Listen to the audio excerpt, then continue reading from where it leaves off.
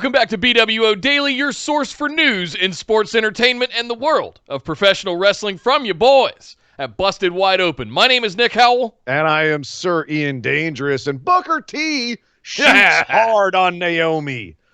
Booker T, well, no, not really. But Booker T did have some things to say about hashtag GiveNaomiAChance, which was a hashtag that was trending last week after SmackDown when Naomi lost in a fairly quick match to Lacey Evans. A lot of support coming out for Naomi, all the way from fans to celebrities like Keke Palmer, also other wrestlers, Big Swole and Charlotte, all wanting for Naomi to get a chance. If you watched the Royal Rumble this year, you saw that Naomi got an enormous pop when she showed up. She hasn't really been used a whole lot. She lost a couple times to Dana Brooke earlier this year even, and then just kind of disappeared from TV. Right. They both did. So it's you can understand where that hashtag is coming from. But Booker T had some thoughts about this, and on his show, he had quite a few things to say. He led with this: they can go to hell with all these hashtags. I'm sick of hearing about them. Don't nobody deserve a chance. You have to earn a chance and your spot on the roster. He also said basically you can't be pulled up by other people. You have to do it on your own merit. And you know what?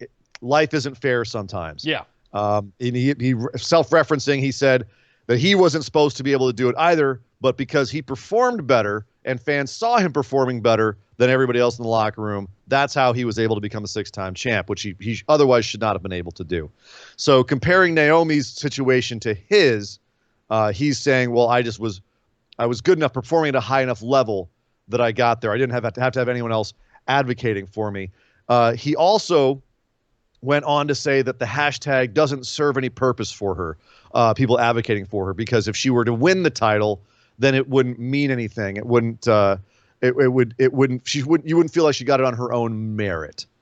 So she has to be better herself, is what he was saying. That she has to get better at ring psychology and not. He said she's one of the most athletic women in the entire roster, but her psychology needs to be better. If he was able to get a month with her, she'd have a different outlook on the business. She'd look at the business in a whole different way. So Booker T throwing himself out there saying, Naomi, be more like the book and you might get further in this business, which is that's a take.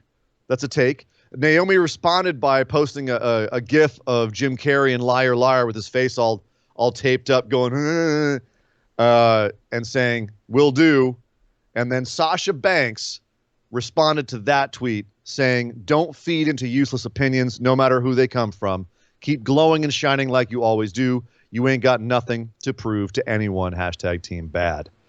So, my goodness, Booker T, is Booker T off base here, or is his delivery off base? What do you think, Nick? Where are we at with Booker T on this? I've always questioned Booker T's delivery of basically. Well, shucky ducky quack quack is the greatest thing ever. How dare you? But he makes some interesting points. He's got some old school traditional points here that transcend the world of wrestling, right? Nothing's handed to you, nothing's given to you, nothing's granted to you because of something trending on Twitter. That said, sure, we saw Kofi Mania last year, right? We saw the rise of Daniel Bryan. So I think given the same opportunities, Naomi could shine in the same way. So I don't completely disagree. And let me back up a step. The other thing Booker said was that if it's handed to you, you won't appreciate it the same way you would as if you went through the motions and earned it.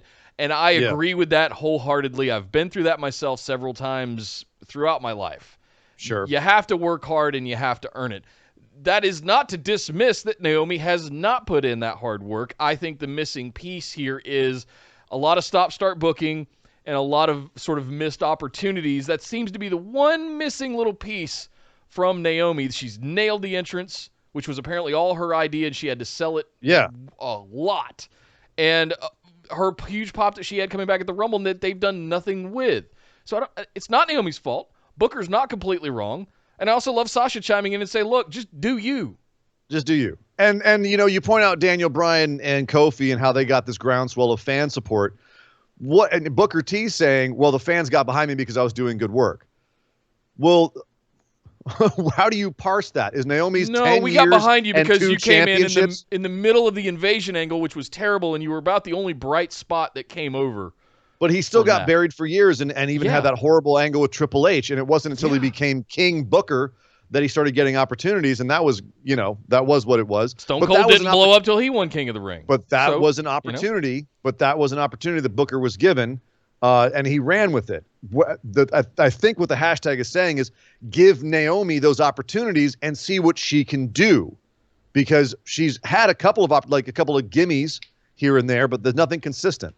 So and Booker's saying it's because of her in-ring work, her psychology, and you could make the argument that she could become better as an in-ring a worker, but at the same time, that's not for you and me to really to come down on. That's if Booker's saying that, all right, I'm gonna take his word at that.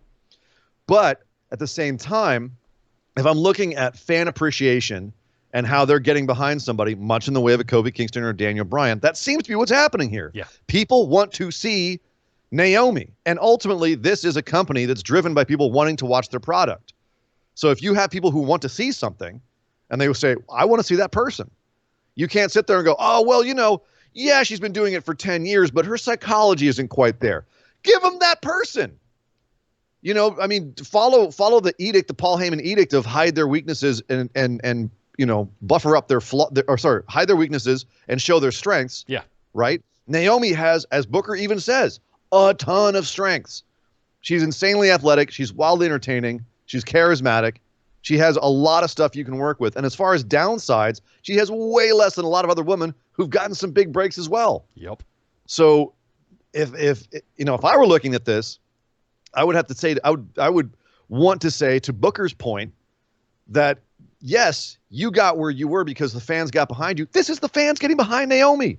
And it wasn't like you didn't have any flaws in your game, Book. Like no one's perfect. So here we are. I'm kind of more coming down on the Sasha Banks side of this, which is, if anything, they need to take a look at the fact that Naomi's getting the support and seeing this for what it is, which is you have something that people want to see. WWE. Use it. In the business, we call that a draw. Right. Okay. Right. So in the business. Use it. You're talking the business to Booker T. Yeah. Right. Yeah. Right. You're telling Booker T the business. Yeah. But that might be a way to put it. Booker, she's a draw. She's a draw. She's making people engage. Yeah. So there's that. So, but hey, keep doing karaoke competitions. That's cool. That's the chance she's getting. That's the problem. That's the chance she's getting at the karaoke competitions. Right. Yeah. In other news, it was announced that NXT had a big announcement tonight. There's going to be a major announcement on NXT tonight. And then William Regal tweeted this out today. He said, quote, "Serving as the general manager of WWE NXT has been an incredible honor. To see the men and women of this brand over the last couple of months has been inspiring and invigorating. Tonight's major announcement will be yet another step forward for NXT." Cryptic as always.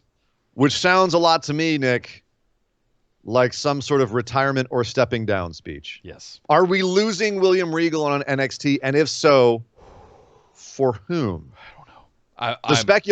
The speculation is that due to the fact he's trapped in Britain, is having to do most of his stuff over Zoom calls, that they're going to find another replacement in the short or perhaps in the long term as the authority figure on NXT. Regal to replace Johnny Saint over on NXT UK? I don't know if that's not that NXT UK is doing anything right now either. I know, so and that's an opportunity for it if he is over there. But I don't think you could replace William Regal at this point. Look at what he's done in the time that he's been there, and the quality of the program that we've had. Combined Triple H and William Regal, it's a 1-2 punch, man. I can't take anything away from Regal. I agree with you in kayfabe. The character of William Regal as the GM on NXT is iconic. He's the best GM on any brand in any company. Fight me. That's at 100% and has been the entire time he's been doing it. He's magnificent. Yep. And if I don't have him screaming war games every year, I'm going to be sad.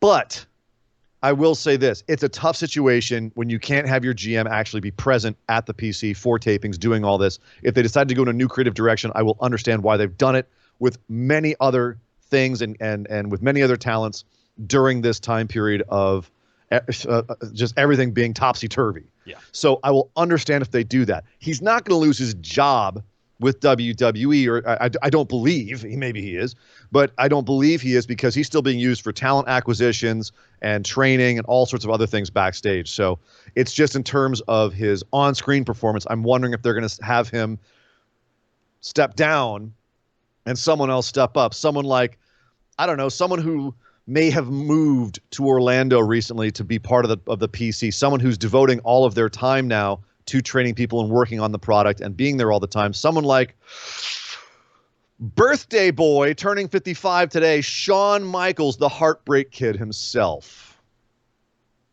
What do you think about that?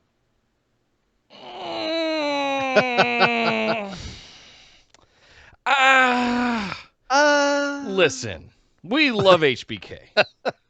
Yes. Here at Busted Wide Open. We love Shawn Michaels. Uh-oh. I'm not sure he's the character I What? want running the org. He's the fox in the hen house. I don't want him. I want someone with some class, some debonair, What? some like Regal is like irreplaceable. Shawn has a dip 10 circle in his back jeans pocket. You're saying the man who made a career off of pointing at his crotch and once mimed fellatio to a fan who was getting too rowdy doesn't have enough class? Why does it have to be about class? Why can't it just be about a good character? I already said we're never going to, if Regal steps down, we're never going to have a GM that good again. Do I think Shawn Michaels will be as good as Regal? He'll be different. If it's him, it will be what it will be. I think it will be a fun dynamic. It won't be Regal. And you know Regal what is it'll great. be? It'll be a lot more WWE. It will be what it will be. And we'll find out tonight. If you're watching this news episode a couple of days from now, you can laugh at us and our predictions, and maybe we're completely off. Who knows? Maybe Warhorse is stepping up and becoming the new GM of NXT. I don't know. Maybe Regal's just going to throw a birthday party for Shawn Michaels. The big announcement is we're having a big surprise party, and Regal's going to jump out of a cake with tassels on. I don't know. We'll know as of tonight, but this is the speculation that we're having right now. It could be that William Regal is stepping down, and it could be that Shawn Michaels is stepping up. Speculation today on the Busted Wide Open BWO Daily Show. That's right. But also, happy birthday to Shawn Michaels, like we said. Also, happy birthday to Fandango, who's 39 years old today. Excuse me, that is 39. Fandango. Oh, excuse me. Fandango is 39. Kenny King is 39. And Akira Tozawa is somewhere off with his ninjas turning 35. And that is the news. Well, thank you, Surrey and Dangerous. And thank you guys for tuning in for yet another episode of BWO Daily. What if it's Stephanie or Shane McMahon that replaces Regal? Hey, that's heresy and blasphemy. Everybody lose their minds. And I'll tell you this, I usually watch AEW Dynamite first on Wednesday nights, but I will be watching NXT tonight because holy smokes, this is a big deal with Regal is actually stepping down. So we'll see you guys in the Discord, which you can find links to down in the description below. Make sure you pound that big red subscribe button and set your notifications to all so you get notified anytime we put up a new episode or go live on Tuesdays and Saturdays. But my name is Nick Howell. You can find me on Twitter at DataCenterDude. What if it's Samoa Joe? Regal! I am Surrey and Dangerous. You can find me on Twitter at Surrey and Dangerous. And we will see you guys next time.